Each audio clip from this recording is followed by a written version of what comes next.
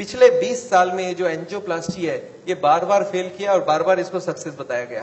पहले आई थी बेलूनिंग, balloon angioplasty. उसके बाद बहुत सारे तरह के एंजियोप्लास्टी आई, ऑर्डिनरी स्टेंट आई, फिर गोल्ड स्टेंट आई, फिर रोटा ब्लेडर आया, रेडियो एक्टिव स्टेंट आई, लेजर एंजियोप्लास्टी आई, आजकल चल रहा है ड्रग कोटेड स्टेंट।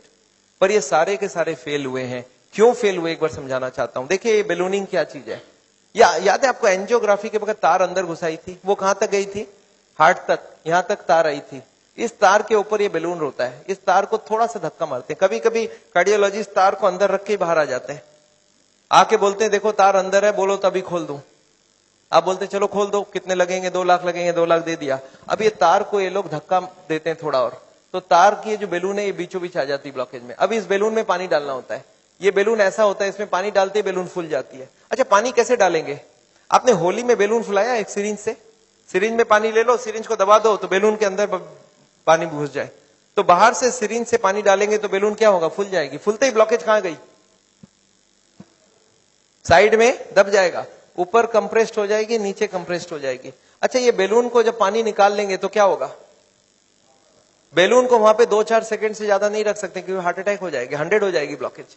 तो बेलून में पानी डाला और सिरिंज से वापस पानी खींच लिया, जैसे ही पानी खींचा बेलून वापस चिपक गई, तार को पकड़ के बाहर निकाल लिया, एंजियोप्लास्टी इज ओवर। आपको समझ आ रहा है क्या करना पड़ा, ये तार यहां थी, इसी को थोड़ा आगे किया, बेलून डाल, पानी निकाल लिया और ब्लॉकेज वापस। अच्छा ब्लॉकेज वापस आ जाएगी नहीं आ जाएगी इसके बाद, क्या लगता है आपको, दिस इज इलास्टिक। इलास्टिक समझते हैं आप, ये लोहा या पत्थर नहीं, इलास्टिक है।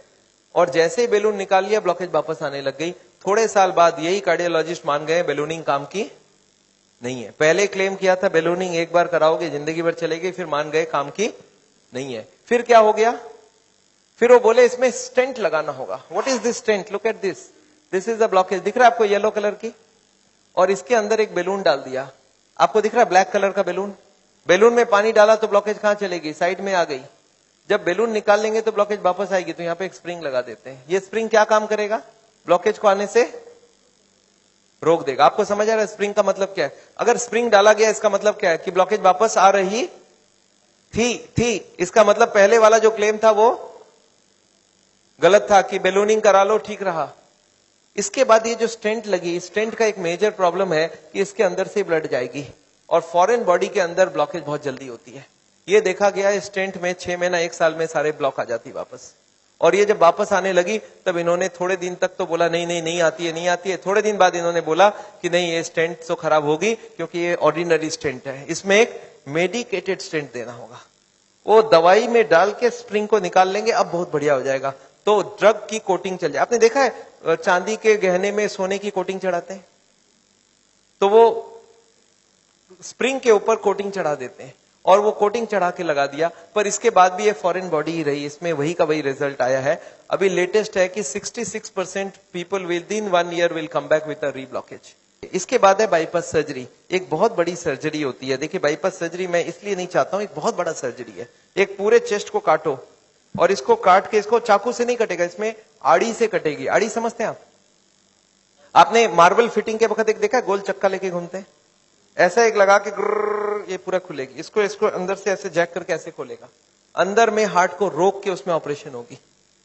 और हार्ट को रोकेंगे तो एक मशीन से पूरे बॉडी को ब्लड जाएगा, इसको बोलते हैं हार्ट लंग मशीन। उसमें कुछ ब्लड डाल के उससे चलाना होगा and during this time the operation has to take place. But this operation is very complicated. Luck अच्छा हो तब ठीक है, नहीं तो कुछ ना कुछ कॉम्प्लिकेशंस रहती है, बहुत सारे लोगों की जान भी जाती है। पर ऑपरेशन के बाद क्या होगा, ये देखिए ऑपरेशन के बाद क्या होगा। ये ट्यूब जो ब्लॉकेज है वो यहीं रह गई, उसके जगह नई ट्यूब लग गई। तो ये ब्लॉकेज के जगह नई ट्यूब लग गई तो क्या हो गया, बाईपास हो गया। पर ये नई ट्यूब में फिर कभी ब्लॉकेज आएगा कि नहीं, आपको क्या लगता है, ये नई ट्यूब में फिर से ब्लॉकेज आती है? अच्छा अब तो 40 साल बाद ही आएगी ना, पिछले बार कितने साल लगी थी आपको याद है? देखिए एक वाई का जवाब सोच के देखिए, ओरिजिनल ट्यूब में कितने साल में ब्लॉकेज हुई थी, 20 से 40 साल। तो कितनी स्पीड रही, 2 से 4%, 6% पर ईयर। और एंजियोप्लास्टी के बाद अगर 2 साल में वापस रीब्लॉकेज होती है तो कितने साल हो गई, 40% पर ईयर। और बाईपास के बाद अगर 5 साल में रीब्लॉकेज आती है तो 20% पर ईयर। जो ट्यूब ओरिजिनली 2% की ब्लॉकेज कर रही थी वो अब ऑपरेशन के बाद उसकी स्पीड क्यों बढ़ गया, क्योंकि अब वो ओरिजिनल नहीं रहा। हमारी बॉडी को जब तक ओरिजिनल रखो तब तक अच्छी बात है। हमारे प्राइम मिनिस्टर ने भी 2-2 बाईपास कराई है, एंजियोप्लास्टी 5 स्टेंट लगाई है, पर मैं जानता हूं उसके बाद भी तो फिर से कराना पड़ा। एक बार कर लिया, दूसरी बार कराए, कब तक करा सकता आदमी? और मैं जानता हूं बॉडी में एक बार कॉम्प्लिकेशन कराना, उनके लिए तो चलो बहुत बड़ा टीम लगेगा, हर आदमी के लिए इतनी बड़ी टीम नहीं भी लग सकती है, और इतना बड़ा ऑपरेशन नहीं भी कर सकते ठीक से। पर मैं जानता हूं अगर ऑपरेशन बिना ही हमारी काम बन जाए, अगर हम लाइफस्टाइल को ही चेंज करके कर सकते हैं, तो हम ऑपरेशन क्यों करवाएं? And this is what is the contention. Nevertheless मैं हार्ट के पेशेंट को एक ही चीज समझाता हूं कि ब्लॉकेज अगर रिवर्स करना है तो उसके लिए थोड़ा आपको एक्यूरेसी करना होगा। What is this accuracy? You understand? This is the accuracy. इस पिक्चर को आपने देखा है, इसमें एक्यूरेसी लिखा है, कितना